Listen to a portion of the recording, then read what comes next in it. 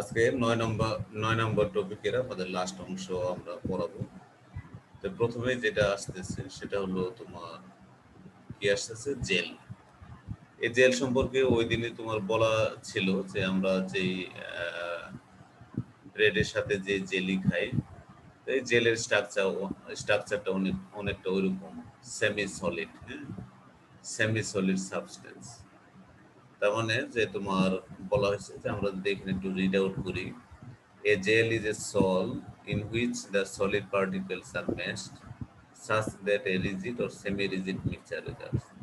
Cross-linking within the gel's polymer or colloidal network causes a solid in this steady state and makes it feel tacky. Fruit jelly is an example of gel. Fruit jelly যেটার কথা প্রথমে বলেছিলাম। Cooked and cold gelatin is another example of gel.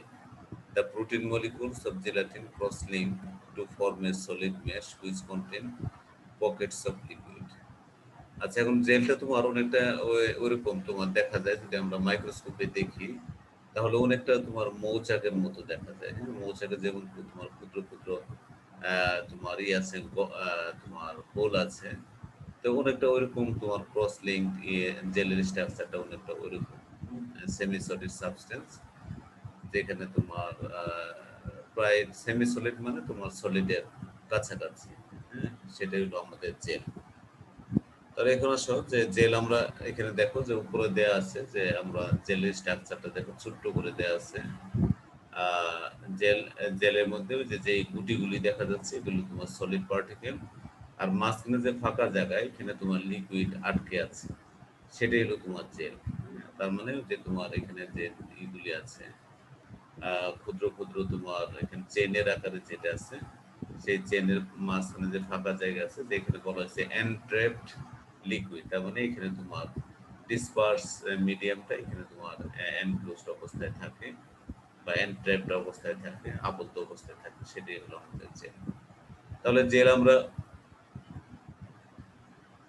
কিভাবে কিভাবে প্রস্তুত করব, বলা হয়েছে by freshly precipitating the dispersed phase upon reacting an inorganic agent, a gelatinous precipitate results. তো এইভাবে আমরা তোমার কি করতে পারি, যে একটা ইনঅর্গানিক এজেন্ট থাকবে, হ্যাঁ, যেটা তোমার কি করবো যে ইসের সাথে ফ্রেশলি প্রেসিপিটেটিং দ্য ডিসপার্স ফেজ, অর্থাৎ ডিসপার্স ফেজকে তুমি প্রেসিপিটেট কিভাবে করবে, একটা ইনঅর্গানিক এজেন্ট যোগ করে তারপরে যে আমরা থকথকে পদার্থটা পাবো, সেটাই হলো আমাদের gel. Preparation of aluminium hydroxide gel is by reacting তোমার অ্যালুমিনিয়াম ক্লোরাইড এবং সোডিয়াম বাইকার্বনেট। সোডিয়াম বাইকার্বনেট এবং অ্যালুমিনিয়াম ক্লোরাইড যদি আমরা রিয়েকশন করাই, তাহলে আমরা এই অ্যালুমিনিয়াম হাইড্রোক্সাইডের জেল পাবো। তোমরা অনেক সময় দেখবে যে ওই তোমরা ইন্টারমিডিয়েটে করে আসছো, লবণ করে আসছো, লবণের মধ্যে অ্যালুমিনিয়াম হাইড্রোক্সাইড পাওয়ার পরে দেখবে যে যখন আমরা ইসের সাথে অ্যালুমিনিয়াম ক্লোরাইডের সাথে সোডিয়াম হাইড্রোক্সাইড দিই বা পটাশিয়াম হাইড্রোক্সাইড, তখন দেখা যায় যে একটা জেলির মতো একটি পদার্থ, অর্থাৎ অ্যালুমিনিয়াম হাইড্রোক্সাইডের একটা জেলির মতো এই পরে তলানি পরে, সেটাই কিন্তু আমাদের জেল, আমাদের জেল। এখন আসো জেলের ইউজ। Lubricant for ক্যাথেটার্স।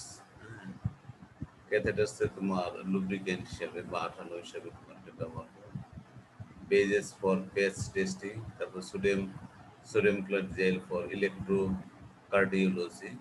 ওই যে তোমরা দেখবে যে অনেক সময় তোমাদের আলট্রাসোনোগ্রাম করানো হয়, আলট্রাসোনোগ্রাম করানোর আগে তোমার কিছুটা, অথবা যখন তোমার কি বলবো যে আমাদের হ্যাঁ, আলট্রাসোনোগ্রাম করানোর সময় আমাদের একটা জেল ব্যবহার করে, দেখবে যে জায়গায় জায়গায় দিয়ে পরে ওইখানে তোমার চাপ দিয়ে দিয়ে দেবে, তারপরে তোমার ইমেজ নেওয়া হয়। তো ওইটা ওই সোডিয়াম ক্লোরাইডের gel. Fluocinonide gel for anti inflammatory corticosteroids, sodium fluoride and phosphoric acid gel, dental care prophylactic।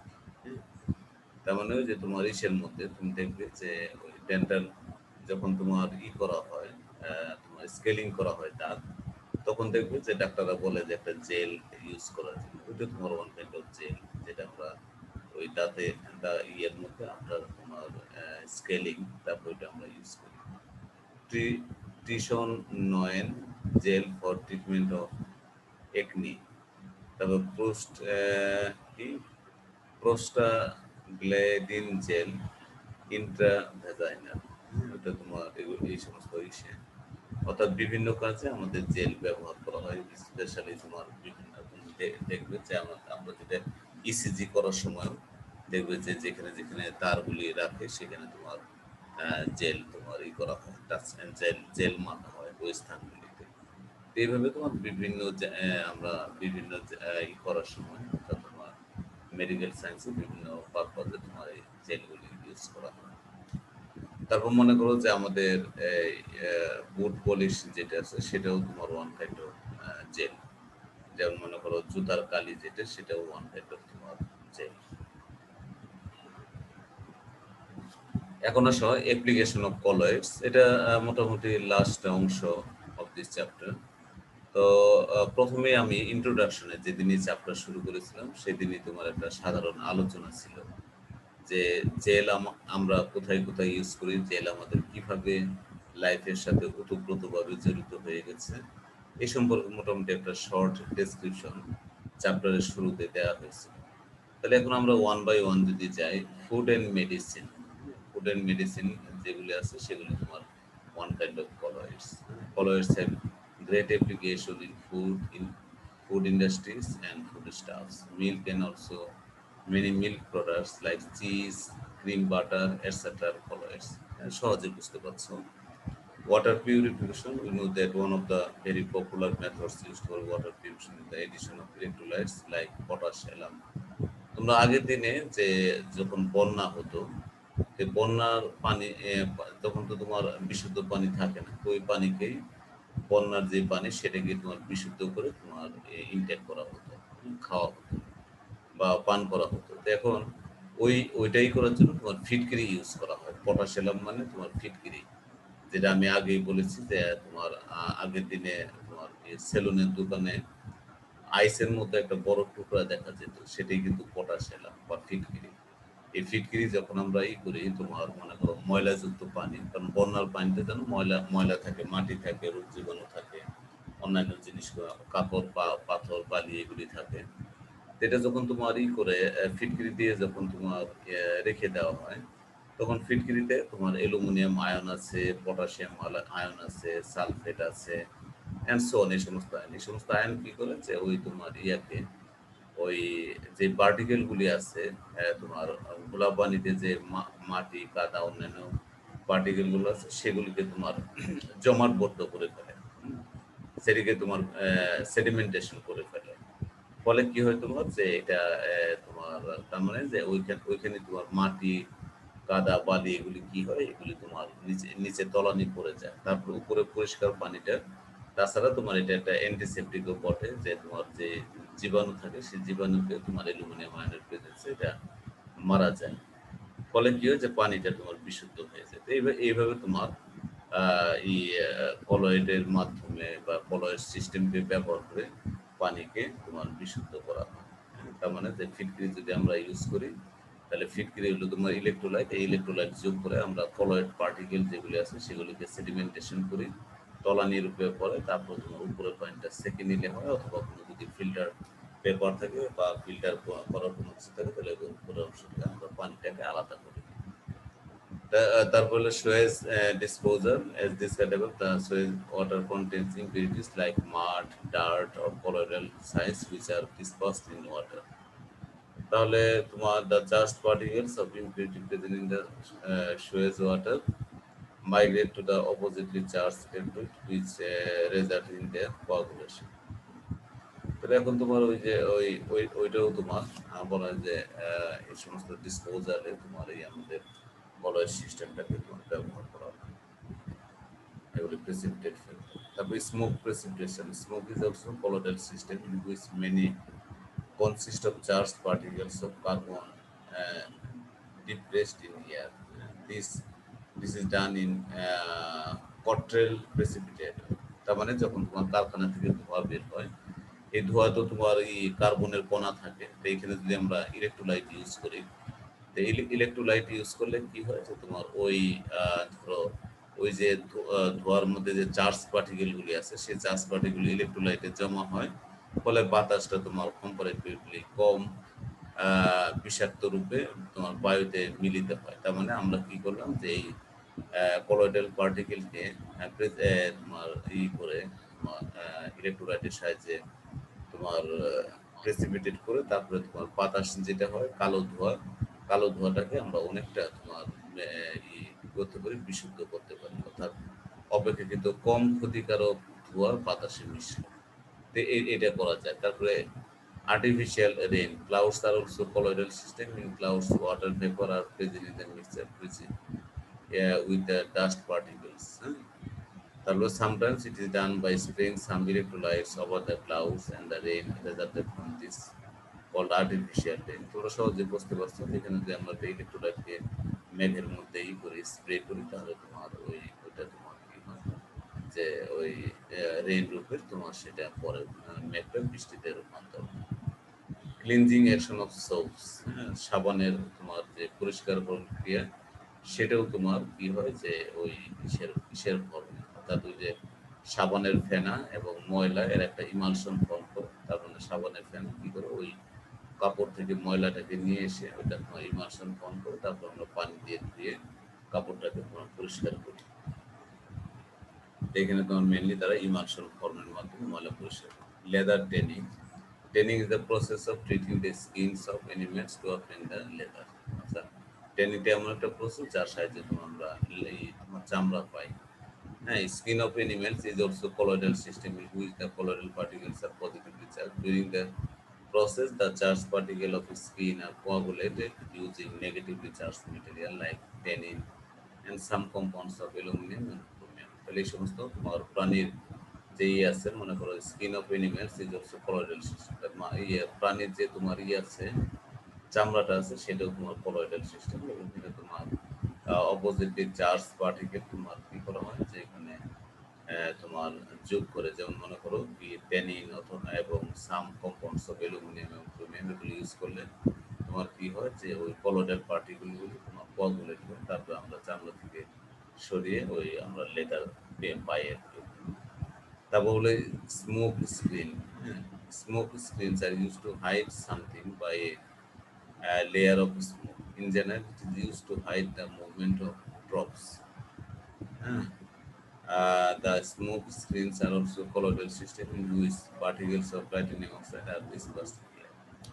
তাহলে এখন মনে করো ধোঁয়া সৃষ্টি করে তোমার কি করা হয় যে সৈন্যদের তোমার মুভমেন্টটাকে করা হয়, হাইড করা হয়, যে ধোঁয়ার মধ্যে সৈন্যরা যখন যাবে তখন কেউ দেখতে পাবে না। তাহলে এইভাবে তোমার স্মোক স্ক্রিন তৈরি করা হয়, যেটা তোমার কলোয়েডাল সিস্টেম, এবং কি করা হয় এটা কিসের সাহায্যে, টাইটানিয়াম অক্সাইড কি করা হয় বাতাসের মধ্যে ছড়িয়ে দেওয়া হয়, পরে সাদা ধোঁয়া হয়, সেটা দিয়ে তোমার করা হয় সৈনিকরা যে যায় সেটা মুভমেন্টকে তোমার লুকানো হয়, অর্থাৎ সৈনিকরা যাচ্ছে এটা দেখা যাবে না, কিন্তু শুধু সাদা ধোঁয়া দেখা যাবে।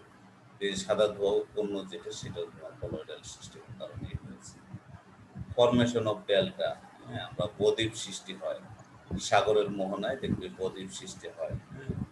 এই বদ্বীপটা সৃষ্টি হয় কিভাবে, ধরো যখন মনে করো যে আমাদের হিমালয় থেকে পানি আসতেছে, সেখানে তোমার কি ধরো হিমালয় থেকে পানি আসতেছে, ইন্ডিয়ার ভিতর দিয়ে আসলো, বাংলাদেশের ভিতর দিয়ে গেল, তারপর মনে করো বঙ্গোপসাগরে যে পতিত হচ্ছে। বঙ্গোপসাগরের যে পানি সেটা জানো তোমরা যে লোনা পানি, ওখানে তোমার ইলেকট্রোলাইট আছে, সোডিয়াম ক্লোরাইড, পটাশিয়াম ক্লোরাইড, বিভিন্ন ন্যাচারাল সল্ট তার মধ্যে আছে। সেজন্য আমরা কি পাই যে এই তোমার সি ওয়াটারটা তোমার একটু লবণাক্ত, ঠিক আছে। এখন কি হয় যে এই যে তোমার কাদা মাটি এগুলি সব বিভিন্ন দেশ অতিক্রম করে এই যে পানিটা আসলো সাগরের মোহনায়, এখানে এসে কি হয় যে সোডিয়াম ক্লোরাইড ইলেকট্রোলাইট হিসেবে কাজ করে। এই সোডিয়াম ক্লোরাইড কি করে, ওই যে তোমার যেগুলি আসছে, মনে করো এই হিমালয় থেকে বৃষ্টি হয়ে পানি, এটা তোমার যখন দেশান্তর হয়ে যখন ইসে আসে, সাগরের মোহনা আসে, তখন ওইখানে তোমার এই সোডিয়াম ক্লোরাইডে কি হয়, ইলেকট্রোলাইট হিসেবে কাজ করে। তখন ওই যে তোমার পানিতে, খোলা পানিতে যে তোমার ইগুলি থাকে, পার্টিকেলগুলি থাকে, সেগুলি সোডিয়াম ক্লোরাইডের সাহায্যে তোমার হয়, কোয়াগুলেট হয়, হ্যাঁ, বড় বড় মাটির দানা তৈরি করে। তারপরে কি হয়, মাটির দানা আস্তে আস্তে তোমার নিচে সেডিমেন্টেশন হয়। এইভাবে তোমার লক্ষ কোটি কোটি মাটির দানা কি হয়, যে সেডিমেন্টেশন হয়ে ওখানে একটা বদ্বীপের সৃষ্টি হয়। এভাবেই কিন্তু তোমার ওই সাগরের মোহনায় বদ্বীপ সৃষ্টি হয়। তার মানে এখানে আমরা কলয়েডাল সিস্টেমকে ইউজ করে এখানে তোমার বদ্বীপ সৃষ্টি, ন্যাচারালি বদ্বীপ সৃষ্টি হয়। আমরা যদি এখানে একটু রিড আউট করি কি বলছে দেখি, extensive deposits of sand and clay form at the mouth of any river in the sea at the site where the river falls into the sea are called delta. The formation of delta is very interesting natural phenomenon in which negatively charged colloidal particles of river are neutralized and thus coagulated by the positive ions of the salt present in the sea. সমুদ্রে যে তোমার এই positive আয়নটা থাকে আর এই coagulate যেটা হয় সেটা তোমার নেগেটিভ, এরা পরস্পর যুক্ত হয়ে তোমার কি হয়, যে কোলয়েডাল পার্টিকেলগুলি তোমার নিউট্রালাইজ হয়, কোয়াগুলেট হয়, তার মানে তোমার বড় এই দানা তৈরি করে। তারপর তোমার শেষে তলানি করে, তলানি করতে করতে তোমার কি হচ্ছে, এখানে একটা বদ্বীপের সৃষ্টি হয়। এইভাবে তোমার বদ্বীপ সৃষ্টি হয়।